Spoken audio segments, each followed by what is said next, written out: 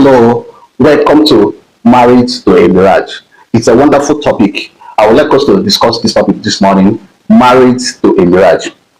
What comes to your mind in today's topic? Hey, what comes to your mind when you hear the word married to a mirage? Okay, it is a reality that happens after marriage. It is a kind of when somebody is living in illusion or hallucination during relationship, and finally, when the person now get married, the person's eyes will clear. Okay, before we commence, this is your talk show today is Augustus. Listen, calm down, sit down. If you're working, just stay one place, pay attention. You will learn a lot today from today's teaching. Welcome to Augustus channel. Married to a mirage is a strong word. It is a word that draws from a deceit, illusion, deception, or men's expectation that always happen after relationship. When you not properly enter into marriage, that is when you will start seeing some of the things, some of the wonders you do not expect, some of the wonders you may be ignored or you thought that it is not important. And emotional reality versus appearance. These are the things you experience or you will see when you ignore some certain things in the marriage. Okay, today we'll be discussing it or comparing it between relationship and marriage.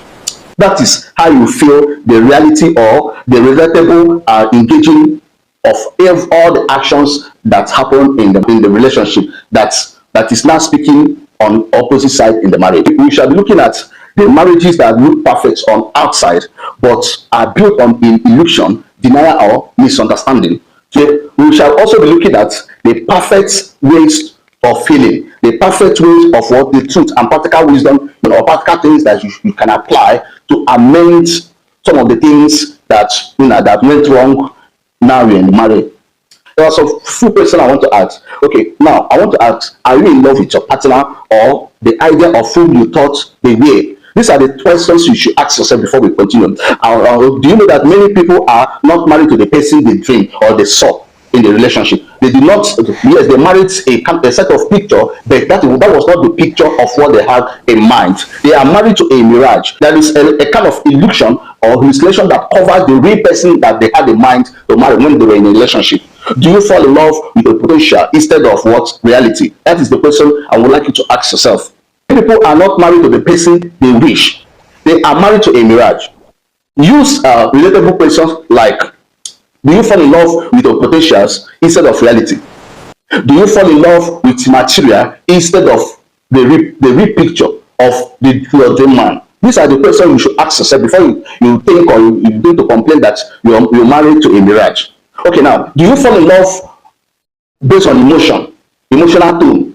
These are the questions you should ask yourself before you complain. So, emotional tone or honesty or honest, slightly dramatic but solution driven. So most of the times we marry out of emotion, not out of what we have in mind, not out of the picture of person that we dream. Everybody had a dream man, your spec. Do you marry your spec, or were you deceived, or were you covered by a particular thing or material thing or a particular thing? Maybe the guy has a pink lips. Were you covered with such a thing without you focusing on the proper thing that really matters in marriage? So these are the questions we should ask ourselves before we complain that we married to a mirage. For example, a woman who thought her husband to be was ready, and when we finally married the person, we discovered that the man had nothing to show up. What are your expectations before you marry the man?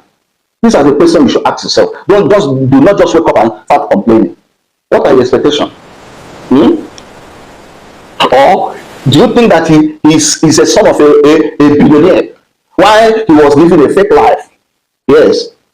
That car is driving. Do you know whether he borrowed the car coming to your house and you think or you thought that he's the owner of the car? These are the questions you should ask yourself. A partner who hides his addiction or debt or infidelity, these are the things you should ask yourself. Okay, that time you are dating me, do you ask him whether he's owning a bank app, or do you ask him whether he borrowed money from somewhere, from any organization? Did you go to lab test? The question you should ask before you begin to complain that you're married to a mirage. Start asking yourself that question. Before we continue again, I have another question. When did you realize something was wrong in that relationship before you finally get married to him? Or even in marriage, when did you realize that something was wrong? What sign did you see in the relationship and ignore them? What sign did you ignore in the relationship? Now, the final question I want to ask you: Did you see all those signs? Now, why did you stay? Why did you accept the proposal? Are you not asking yourself that question? Why did you stay? Yes, you saw all the red flag. Okay, your mind told you that this guy might be living a fake life. Your mind told you that all these flamboyant things he's displaying might not be his. Then why did you stay? Why did you continue with the marriage? Why did you continue with the white wedding? These are the things you need to ask yourself. And when you calm down, if you personally ask yourself these questions, you get the answer. Okay, let's continue. A mirage does not mean the relationship is fake. Yes, I can tell you. It means your perception was because you felt that it was. You live in a misleaded life instead of you to ask questions. Many people live under assumption or perception that he's a millionaire, he's a wealthy man, or he does not have this, or he have that. These are the things that normally brings problems after relationship when you properly now enter into marriage. Have this been your world before marriage or after marriage context? Okay, now let's get it in this context. What I thought I married versus whom you really are. Yes. I have another question before. Sorry that I said that I will not ask a question, but I have another question to ask you. I have another question. Another question I want to ask you is that have you ever been in a relationship but turned out to be in a mirage? Get all these things right. Know it that you can fix that mirage. That's thing you call mirage in your home. But when you fail to ask yourself some questions, you will keep living a life of complaint, which is not good. What are the mirage in your home? What are the things that you feel that is not a mirage? Is it the way he talks? Is it his finances? Is it his material life? Is it his Christian life? Just tell me, what are the things you think that now is a mirage? Let's be frank. As I'm waiting for your question in the comment section, I want to ask one unique question. Just one unique question.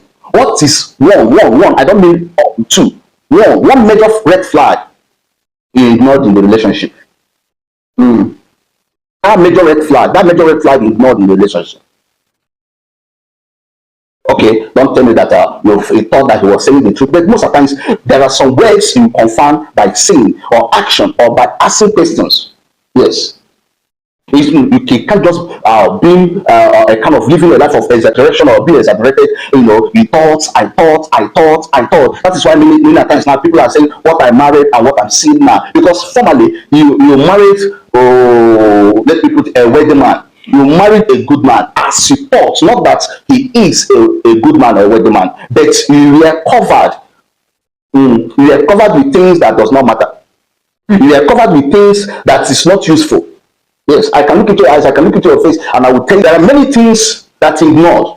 Yes, when a man meets a woman, calm down and ask some questions. What about all this all the time you're going from this eatery to another eatery to another eatery to another eatery? Yes, all those things are good, but that shouldn't be your major focus. It shouldn't be unless you are just dating him on a just dating sake. But if you have in mind or intention of settling down with him, please forget about all those eating and ask relevant questions. Do your parents love me? Do not think or act or think that they love you. You have to ask. And most of the time you have to see, because sometimes when you ask, if you do not get a proper result, a proper answer, you have to go to his parents' house, see their countenance, see whether they love you or not. Don't live a life of assumption. Now you're in the marriage, you start complaining. But guess what? I have a redemptive advice for you this moment. Yes, just calm down. I have a redemptive advice for you. Before then, you have to ask yourself this final question. Can a mirage marriage be fixed? Or let me put it this way. Am I available or ready to fix that mirage in my marriage? Are you willing? Let it not just be that all of us are interacting online, you're listening to me and I'm seeing your questions and all that. This is a proper question you should ask yourself. Am I ready to fix the mirage in my marriage? Because if you're ready, I will give you the answer. Yes. Okay, you're ready? Okay, I will give you the answer. One of the answers is call your husband or your wife. Let both of you sit down. Now you now say, okay, please, I want us to give what I mean accountability. I want us to, I want us to account our life at fresh. This accountability now, forget about the past, forget about what you told me in the past. I used to travel to this country, that you had this, that you have land other place, that you have this car, that the one company is owing you 2 billion, this one is owing you 10 million. I don't want to hear all those things. All those things are not past. Now let's start afresh. Let's give ourselves a truthful accountability of our life. Now sit and let's talk. Now, when you achieve this particular one, now you look into his eyeball to eyeball, for him to tell you the truth. And he's telling you the truth. What you felt that is the truth, please go and verify. After your verification, that is how one of the first steps you should apply. One of the first steps you should apply to heal that mirage in your home, by both of you giving a proper and sincere accountability. No more lies. Yes, no more lies, no more I thought, no more legislation, no more, no more illusion. This time around, you want to face the reality. If you don't have, you tell me you don't have. Yes, I'm not leaving you. As I told you before, I love you, but this time around, I want you to tell me the truth, so that I will not know the person I married, not whom I thought. I want to know the person I married to this time around. Giving accountability, it can make you to fix that mirage in your marriage. Believe me, many people have applied it and it worked for them. The second one is, you ask yourself this question again, and you also ask him, are you willing to change? Yes, I know that you lied in the previous years. You lied, we have lived together for 1 year, for 2 years, for 6 months, we have been lying and lying. Now, I want to ask you this question: are you willing to change? When someone is willing to change, that is the time you cannot accept that as accountability that both of you are giving to each other. Are you willing to change? Because when somebody is willing to change, the person will not know that, look, I'm not that person you thought I was before. Now I'm living a new life. Now I'm living a truthful life. Now I'm living a life of accountability. If I receive a small salary, I will tell my wife that this is my salary. I'm not hiding anything. I'm not lying again. Nobody's owing me again. No lies again. Okay, it's only 2 cars I have, or it's only 4 cars I have. I don't have 10 cars, as I said earlier on. First of all, both of you have to work. The first one is give accountability or account yourself afresh. This one is a first thing. The second one is willing to change. You are willing to change. Not for him to be willing to change. You too, you have to be willing to change, because this time around, you are no longer living a life of assumption.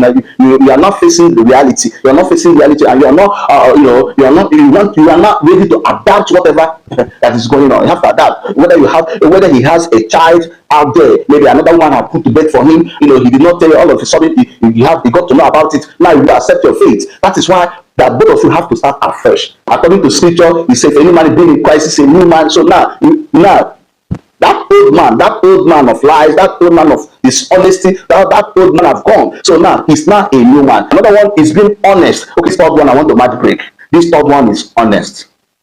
Remember, both of you have given a fresh account of your life. The second one, willing to change. Now, you must live a life of honesty. It's very, very important. It's very, very important. I know, it's hard, but it's very, very important. You can lie to another person, but you see your spouse, do not lie to your spouse, because she's the one that will protect you tomorrow. If you're owing anybody, tell your wife that I'm owing, so that if the person comes with security to come and arrest you, she knows how to, to convince them. Maybe you're not around, or to tell them, please, my husband traveled. So sometimes you see some women, they start acting funny things. They say, why leave my husband alone? Because you have told her the truth. I used to tell people, if there are people, if you must lie, let me put it this way: if you must lie, do not lie to your household. If you must lie, if you must tell lies, do not lie to your household, especially your wife or your husband. Do not lie, so that on the day, if there is any day that something will happen, he or she will protect you. She will have you at her back. Even when people are, castigating you, saying all manner of things, ill thoughts and others, she will protect you. But when you lie to her, she will not protect you. Believe me. So now you have chooses to be honest. You have chooses to live a life of honesty. Make sure you do not fall back. Always tell her the truth. The fourth one is discuss some of the boundaries.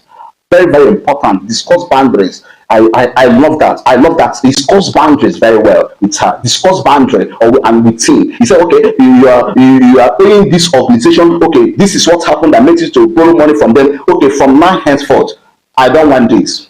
If it is because you want to please me, or I don't want you to buy anything again, I don't want you to do anything again, I don't want you to spend on this direction again. If not, I'm leaving you.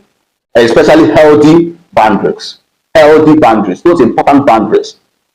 Don't generalize it, but just important picks few boundaries. You say, no, I've tolerated all these things for how many years now, and I've forgiven you. But this boundary, don't cross the line again. Okay, in conclusion, marriage is not meant to be perfect. Yes, I've never seen a perfect marriage before. Or the only perfect marriage will happen in heaven. It's not in this earth. I've never seen a perfect marriage before. So marriage are not made to be 100% perfect. But if you can get 70% in your marriage, believe me, you're a lucky woman. Marriage must be real. You must place your marriage under the plate or table of truth. Anything that is not related or relatable to truth, avoid it in your marriage. Not every love story is what it seems, but every story deserves truth, healing, and growth. Welcome to Augustus channel. Do well to subscribe.